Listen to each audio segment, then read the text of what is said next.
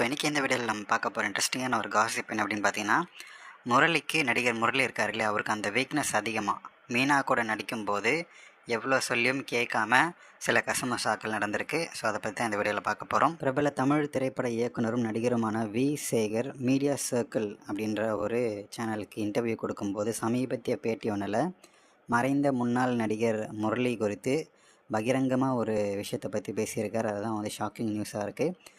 ஏன்னா முரளியை பற்றி நம்ம பெருசாக காசிப் எதுவுமே பார்த்துருக்க மாட்டோம். பெருசாக காசிப்பில் சிக்காத ஒரு நடிகர், அது மட்டும் இல்லாமல் கொஞ்சம் டீசெண்டான நடிகர் அப்படின்னு சொல்லி பேர் எடுத்த ஒரு ஆள். அவர் மேலே இப்படி ஒரு காசிப் ஏறுறது ஒரு எல்லாருக்குமே ஷாக்கிங்கான ஒரு விஷயமாக பார்க்கப்படுது. 2002 அந்த வருஷம் வெளியான நம்ம வீட்டு கல்யாணம் அப்படின்ற படத்தில் முரளி ஹீரோவாகவும் மீனா மற்றும் விந்தியா கதாநாயகிகளாகவும் வந்து நடிச்சிருந்தாங்க. இந்த படத்தை வந்து டைரக்ட் பண்ணார் வி சேகர். இந்த படத்தின் படப்பிடிப்பின் போது முரளியின் மறுபக்கத்தை வந்து நான் தெரிஞ்சுக்கிட்டேன் அப்படின்ற சொல்லியிருக்காரு. அவரது வந்து சில நடவடிக்கைகள் படத்தை வந்து பாதிக்கும் விதத்தில் இருந்ததாகவும் வி சேகர் குறிப்பிட்டிருக்கிறாரு. ஸோ ஒரு ப்ரிசைஸாக சொன்ன விஷயம் என்னென்பதுன்னா, படப்பிடிப்பின் போது மது அருந்துவது, பெண்களுடன் வந்து தொடர்பு வைப்பது அப்படின்றது கண்டிப்பாக தவறு. இதை வந்து தனிப்பட்ட முறையில் செய்யுங்கள் அப்படின்னு சொல்லி பல முறை அதாவது அட்வைஸ் சொல்லியுமே முரளி கேட்கலை. உதாரணமாக மது அருந்துவது உள்ளிட்ட தனிப்பட்ட மகிழ்ச்சிக்காக இருக்கலாம். ஆனால் ஒரு கார் ஓட்டும்போது 4 பேசஞ்சர் உள்ளே வச்சுக்கிட்டு குடிச்சிட்டு வண்டி ஓட்டினா அது எவ்வளோ பெரிய தப்பு. அது உங்களை மட்டும் இல்லை, மற்றவங்களையும் பாதிக்கும். அதே போல் தான் ஒரு திரைப்படத்தை நடிக்கும்போது ஒரு நடிகர் இப்படியான நடவடிக்கைகளில் ஈடுபட்டால் அது படத்துடைய அந்த தரத்தையும் ஓவரால் படக்குழுவோடைய எல்லா விஷயத்தையுமே பாதிக்கும் அப்படின்றது அப்போது எக்ஸ்பிளைன் பண்ணியுமே அவர் கேட்கல. நம்ம வீட்டு கல்யாணம் படத்தில் நானும் இதனால் ரொம்பவே பாதிக்கப்பட்டேன் அவரால் அப்படின்னு சொல்லி ஆதங்கத்தோடு சொல்லியிருக்கிறாரு இந்த வி சேகர்.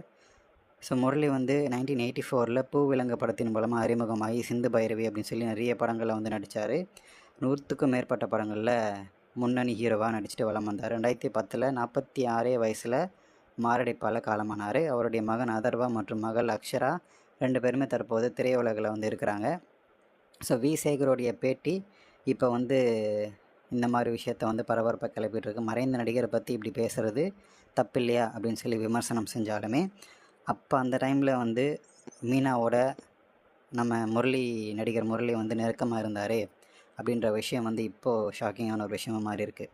ஸோ படப்பிடிப்பு தளத்தில் மது அருந்துவது அப்படின்றது வந்து அப்போ கூட வந்து கேரவனில் போய் சைலண்ட்டாக முடிச்சுட்டு வந்துடுவாங்க. ஆனால் இப்போ இருக்கிற அளவுக்கு அப்போ காசிப் வந்து பெரிய அளவில் வெளியே வரல. அதனால தான் நிறைய நடிகைகள் எஸ்கேப் ஆகிட்டாங்க. ஸோ இப்போல்லாம் வந்து சின்னதாக தும்முனாலே வந்து நமக்கு கண்டுபிடிச்சிடறோம் இல்லையா. அப்போல்லாம் வந்து நடிகை மீனா இப்போ இந்த மாதிரி வந்து இப்போ ஒரு சில நடிகர்களுடைய இந்த சில்மிஷங்கள் ஏன் வெளியே வரதில்லை அப்படின்னா, இவங்க வந்து ரொம்ப ஃபோர்ஸ் பண்ண மாட்டாங்க. சில நடிகர்கள் அந்த மாதிரி சில அட்ஜஸ்ட்மெண்ட்டுகள், சில சில்மிஷங்கள் வந்து பண்ணுறதுக்கு நடிகைகளுடைய உதவியே வந்து நாடுவாங்க.